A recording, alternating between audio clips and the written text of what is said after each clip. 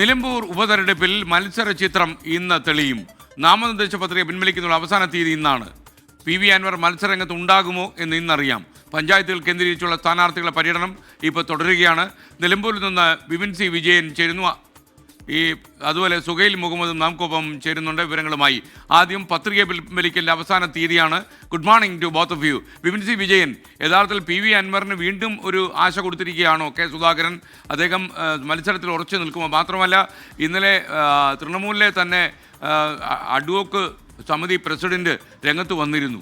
മാത്രമല്ല, അദ്ദേഹം ചട്ടലംഘനം നടത്തിയെന്ന ബിൽ PV അൻവറിനെതിരെ ആരോപണമായി വന്നിരുന്നു. അപ്പോൾ ഇതൊക്കെ യഥാർത്ഥത്തിൽ അദ്ദേഹം മത്സരത്തിൽ ഉറച്ചു നിൽക്കുമോ എന്നുള്ള ചോദ്യം ബാക്കിയാക്കുന്നു.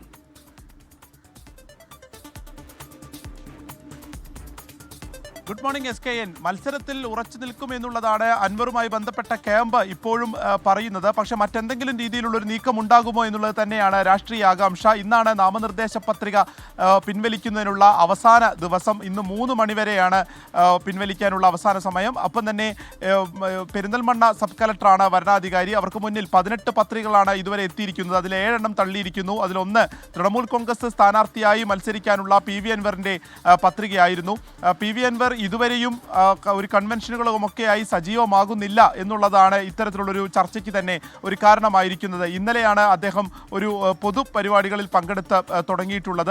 ഇത്തരത്തിലുള്ള ഒരു പ്രചാരണത്തിനൊക്കെ ഒരു തുടക്കമിട്ടത് ഇന്നലെ രാത്രിയോട് കൂടിയാണ്. അതുവരെ സ്വകാര്യ വ്യക്തികളെയൊക്കെ കാണുന്നു എന്നുള്ളതാണ് അറിയിച്ചിരിക്കുന്നത്. ഒപ്പം തന്നെ പെരുന്നാൾ കഴിഞ്ഞതിന് ശേഷം സജീവമാകും എന്നുള്ളതാണ്. ഇനി ജനങ്ങൾ തീരുമാനിക്കട്ടെ. അത്തരത്തിൽ ഒരു ഷെഡ്യൂൾ ഇല്ലാത്ത സ്ഥാനാർത്ഥിയാണ് താൻ എന്നുള്ളതാണ് പറഞ്ഞിരിക്കുന്നത്. ഇതിനിടയിലാണ് ഇപ്പോൾ കെ സുധാകരൻ അദ്ദേഹത്തെ അനുകൂലിച്ച് രംഗത്തെത്തുകയും ചെയ്തിരിക്കുന്നത്. ഇപ്പോൾ തനിക്കൊപ്പം വളർന്നിട്ടുള്ള ഒരു ആളാണ് PV അൻവർ എന്നുള്ളതാണ് പറഞ്ഞിട്ടുള്ളത്. ആദ്യം മുതൽ തന്നെ കെ സുധാകരൻ എടുക്കുന്ന ഒരു നിലപാടാണത്. പക്ഷേ അതിന് പാർട്ടിയിൽ പിന്തുണ ലഭിച്ചില്ല എന്നുള്ളതൊക്കെ നമ്മൾ കഴിഞ്ഞ ദിവസങ്ങളിൽ കണ്ടതാണ്. ഈ തൃണമൂൽ കോൺഗ്രസിൻ്റെ ആദ്യം മുതൽ ഇവിടെ ഒരു സംസ്ഥാന സമിതി ഉണ്ടായിരുന്നു. അവർ ഇപ്പോൾ PV അൻവർ തൃണമൂൽ കോൺഗ്രസിലേക്ക് എത്തിയത് മുതൽ തന്നെ ഇത്തരത്തിൽ വലിയ രീതിയിലുള്ള ആരോപണങ്ങളൊക്കെ ഉന്നയിക്കുന്നുണ്ട്. PV അൻവറിന് തൃണമൂൽ കോൺഗ്രസുമായി യാതൊരു ബന്ധവുമില്ല എന്നൊക്കെ പറയുന്നുണ്ട്.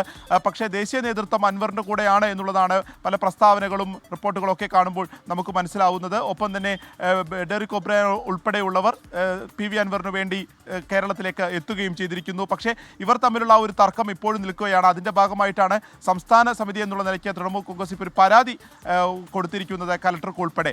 അതിൽ PV അൻവർ പ്രത്യേകിച്ച് അതിലൊന്നും പറയുന്നില്ല, അത് അവഗണിക്കുന്നു എന്നുള്ളതാണ്. അവർക്ക് തലയ്ക്ക് ഒരു മാനസികമായിട്ടുള്ള പ്രശ്നങ്ങളുണ്ട്, അതുകൊണ്ടാണ് അത്തരത്തിൽ പെരുമാറുന്നത് എന്നുള്ളതൊക്കെ ഗുരുതരമായിട്ടുള്ള ആരോപണങ്ങളൊക്കെ ആയിരുന്നു അതുമായി ബന്ധപ്പെട്ടിട്ട് PV അൻവറിന് പറയാനുള്ളത്. അപ്പോൾ ഇന്ന് 3 മണിക്കുള്ളിൽ ആരൊക്കെ പത്രിക പിൻവലിക്കുമെന്നുള്ളത് തന്നെയാണ് ഏറ്റവും എടുത്ത് നോക്കേണ്ട ഒരു കാര്യം. അതിൽ PV അൻവർ ഉണ്ടാകുമോ, അതോ കളത്തിൽ അദ്ദേഹം നിൽക്കുകയാണെങ്കിൽ ഇന്ന് അദ്ദേഹത്തിന് ചിഹ്നം ലഭിക്കും.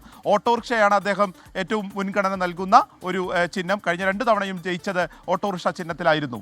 SK.